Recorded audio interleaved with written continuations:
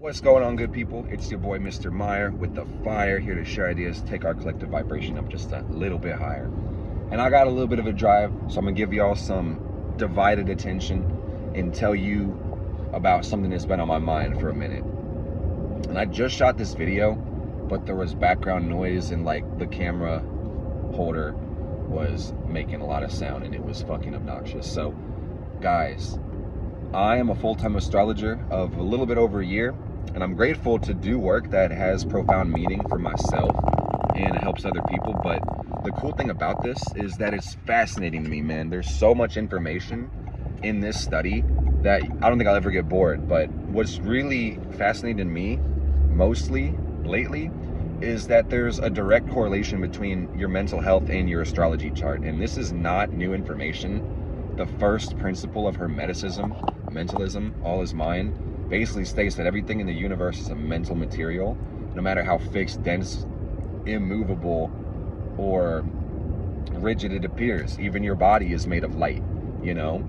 So I don't mean to be a hater and shit on people, but it's like, I feel like every other week it seems like there's somebody on TikTok on the spiritual trend trying to talk about the laws of the universe and the rules of the universe. And if you follow my tips and hit the plus button, I'm gonna show you how to manifest everything in your goddamn life, man.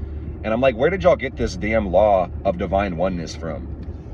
I was like, this sounds like Hermeticism for kids, but y'all aren't even really talking about what the fuck it is, man. That's the natural extension of mentalism, man, that everything is mind, a mental material, and a flexible, abstract material of air. So that being said, on some level, with us all being energy, we're all the same thing, same being, same ecosystem. So that's going to tell you that everything in the universe is mental. Even the things that you're not consciously aware of is your own mind, okay? And a lot of us may think the mind is still contained within the head of the human physical body. That's not true. I mean, if it was true, how can you exchange information with other people non-verbally? Like, I understand that you may be able to rationalize completing your friend's sentences or them being able to complete yours or having similar thoughts without expressing them, but it's like, how can you know when someone's gonna call you or know who texted your phone before they text, you know? Also, how do people have out-of-body experiences when they're medically dead and have no brain activity? You know, how can they come back with memory and tell you what happened in the operating room and shit like that? So that being said, man, your mind is big and it's huge and it's unknowable because it's everything, right? So I'm telling you guys, you can try to know it through your astrology and you can know it pretty well, but it's deeper than that as well. So I want to say, as a person who's had the privilege of looking at so many charts, I will say that you can see how your mental health is going to be correlated in your life by the chart. So you're going to need to look at your inner planets, and you're going to need to understand Saturn. And if I were you, I would look at everything from Saturn back. So the thing about Saturn is it's the farther light, the father planet, father time, you know, Chronos. It's got a ring around it. If you don't have a telescope and your eyes are decent, you can still go outside and point at it and look at it, and it looks like a bright star. And this was considered the furthest planet because of, or to the ancients, because they didn't have the technology to find things past it. Uranus is another story. That's another video and everything like that in some points in the orbit. But so Saturn basically gets a lot of significations, a lot of functions in this world. Saturn is the limit because you can't see past it. So everything that you attribute to limits and boundaries in this world is Saturn. Your skeleton is Saturn. The density of your atoms is Saturn. Time is Saturn. Buildings are Saturn. Structure is Saturn. Like I said, the material world. But deeper than that, the things that are built in the material world, like building, structure, society, parameters, conditions, even law in a way is a Saturn thing. I know you maybe want to attribute that to Jupiter and the philosophies and morals and reasons that the law is built from, but the structure and the authority is Saturn in this world, man. So I'm telling you that if you want to look at your natal Saturn sign and house, you're going to see this as far as how do you interpolate your consciousness into the world and externalize a paradigm. Okay, literally, that's Saturn's MO, is help you gain your structure by seeing reality. And reality is agreement, man. You know, you do create your reality, but you're gonna have to do that through responsibility. You can create your own paradigm of yourself. That's something that you can do without accessing anybody. You don't even have to be responsible to create a paradigm. You can think of yourself however you want. And for the most part, that doesn't have any effect on anybody else. But your action in this world, your sun, the things that you do, the light that you emit, it absolutely does have an impact on other people in this world, in this reality, in the Saturn world.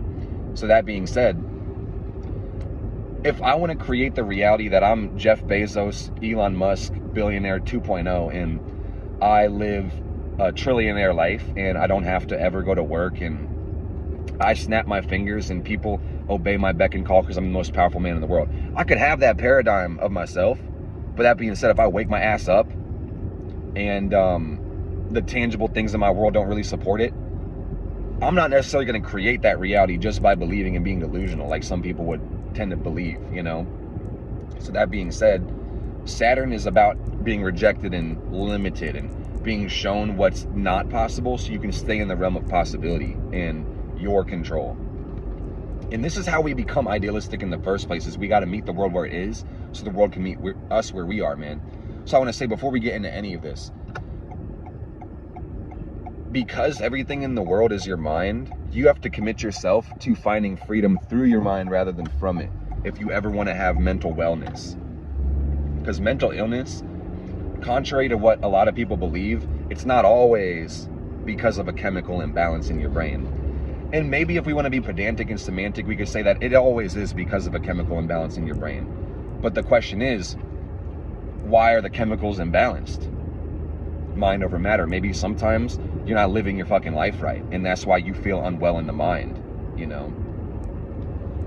Some of us do have certain mineral deficiencies or imbalances or a lack of homeostasis, and this may be part of our spiritual lessons in the world. But that being said, a lot of times it's just an awareness and a cognition thing. So when you interpolate Saturn in its natal sign and house and look at the influences to your inner planets, you're going to get a good idea of how you work in this world externally and how you build the mind, because that's really what Saturn is about, is building. So I would encourage you to start with your sun and your moon, because the sun really refers to your ego structure and your spirit and the direction that you take through your action and how you see the world with your light. Okay?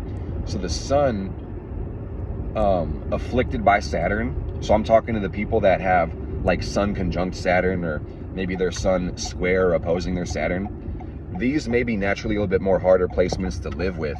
Your experience with reality may be a little bit more harder on you personally. So I want to say, I'm going to give a lot of examples in this video, but that's being said, these are not an extensive list of aspects that may have an effect on your mental health. Truly every aspect has an effect on mental health. So, you know, when you see the world in the same way that you gain structure in it, or the same place that you receive your limitations, or maybe if that's on a hard angle or an opposing angle, these people with the afflicted Sun Saturn, they're going to have a harder experience in reality, and they're going to take rejection a lot more personally, and they may be more prone to building a defeatist attitude or developing depression in their lifetime, simply because the parameters that they build for themselves in the world outside of them conflict with each other.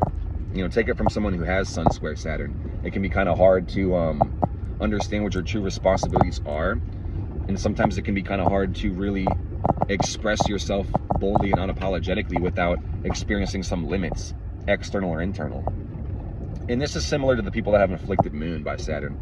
You know, I've seen it a lot with the people that have moon conjunct Saturn. These people kind of have it a little bit harder than the others, but you know, with the moon square Saturn or opposing or conjunct Saturn, you're going to be the type of person that really wants to have control over your emotions and be able to feel like stable and fixated in the realm of emotions, you know. So that being said, there may be emotions that you don't like to express. You may have a naturally harder time asking for help in the external world. When your moon is afflicted, you may kind of have a hard time with intimacy and connection with other people, because simply put, you're kind of afraid of the reaction people are going to have because of you. When you talk about like Saturn, you got to be responsible or negligent in your reality, okay? And that being said, when your personal planets are hit pretty hard by Saturn, you got to be aware of your biggest responsibilities may be your attitude, quite literally. Every one of us has a different external life, but the thing that's always in the realm of your control is the way that you respond to your emotions and feelings and thoughts and ideas. So as hard as it may sound for people that have Saturn beating them the fuck up, you know, you got to make sure that you respond accordingly and that you don't disempower yourself by your choices, no matter how you feel or how you think or how you see yourself. So that's what I want to talk about depression is, you know, this generally happens because of Saturn when the paradigm we create for ourselves resists the world outside of us, or the paradigm we create about the world makes it impossible for us to maneuver in the paradigm, you know. But like I said first, if we flip it around and our paradigm of ourself becomes so fixated, we're going to resist the world outside of us because it doesn't agree with us. And simultaneously, the status quo in society is going to resist you because you're not with the program. So that's depression. Let's talk about anxiety. Anxiety generally comes from an inability to stay in the present. When you're looking too much towards the future and you can't get in the realm of your control. Or maybe you can, but you're just trying to stay the fuck out of it. You're thinking too much about the future. So I've seen this is pretty common with people that have a hyper-stimulated Mercury, afflicted Mercury, and afflicted third house. Like I said, I could list these all day, but let's talk about like Chiron in the third house, Pluto square Mercury, squares or semi-squares to Mercury, especially Jupiter afflicting Mercury, Mercury in Sagittarius, Mercury in Pisces. Could be a lot of things, man, but some of y'all, because Mercury is the way that you exchange information with the external world and interpolate it through yourself, it's also your nervous system, the ruler of the third and the sixth house. If your afflicted Mercury is in your chart, or you have this is going to talk about you being prone to overstimulation and having a lot of ideas processed very quickly. And if you are half intentional in your life, you're going to want to make sense of the ideas that you think of or the senses that your nerves and body gives you. But the problem with having an afflicted Mercury is that sometimes there's a feedback loop of noise where when you try to get the information from yourself, your body, there may not be a message, you know. And if you think too much, you're too critical, and you don't know how to separate your thoughts and feelings from the world outside of you, it's gonna be fucking noise, man. The image and analogy I can give y'all is like a feedback loop of noise. So if you've ever had like a speaker and a microphone and you put the microphone up to the speaker and you make a noise through it and it starts echoing and reverberating and getting louder and louder and louder, this is what a lot of people may struggle with when they have a hard time with their Mercury, okay? So it's important for y'all to get a journal first and foremost, but master the art of sit your ass down and be quiet, because if you can't selectively filter out your ideas and thoughts and be able to disconnect you from the external world, you might always be drowning in information that doesn't mean anything also. So that's something to think about.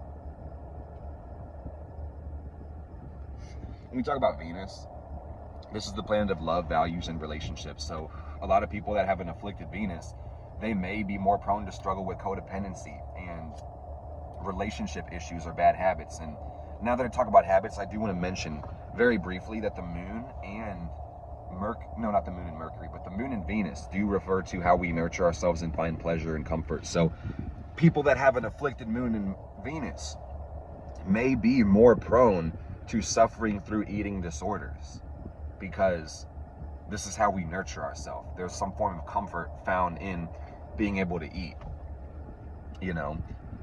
And I'm not a dietitian, nutritionist, psychologist, therapist, whatever, but I am a Reiki healer and astrologer, and I do talk to a lot of people. But, you know, I could imagine that if your Venus is like dignified and hitting your moon, you know, maybe you might struggle with overeating. But if it's like Saturn hitting the moon or afflicting the moon or Venus, you know, maybe you might struggle with the like the anorexia or the bulimia, and maybe not feel you might feel like a lack of belonging that manifests as not wanting to nurture and eat and things of that nature too. So think about how that interplays in this as well. But that came to my mind because of Venus.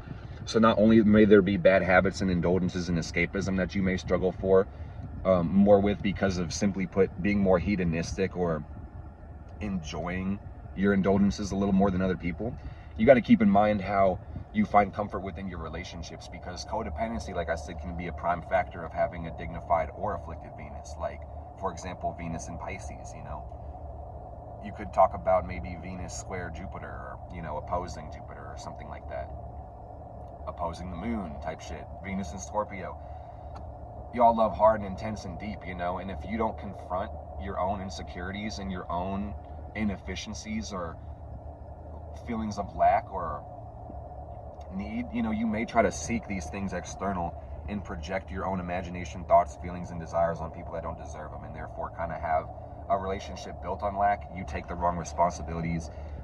You expect the wrong things out of other people. It's like, again, we're kind of reflecting this back to Saturn, but you got to think about that. Like, Saturn is about you being rigid, and maybe not rigid just for the sake of being cold, dry, and opposing, but like sturdy, diligent, having it the fuck together, And that is a social construct in itself. So we'll talk about Uranus as well in a second. But when we talk about Jupiter, this is more of an afflicted Jupiter could speak more towards the moral, philosophical, and existential crisis people might derive in their life, being nihilistic or feeling like the world has no meaning. So I want to say that if you have Jupiter in Gemini, you have Jupiter in Virgo, or you got Pluto in Sagittarius, you're going to feel this shit in some way, shape, or form, man.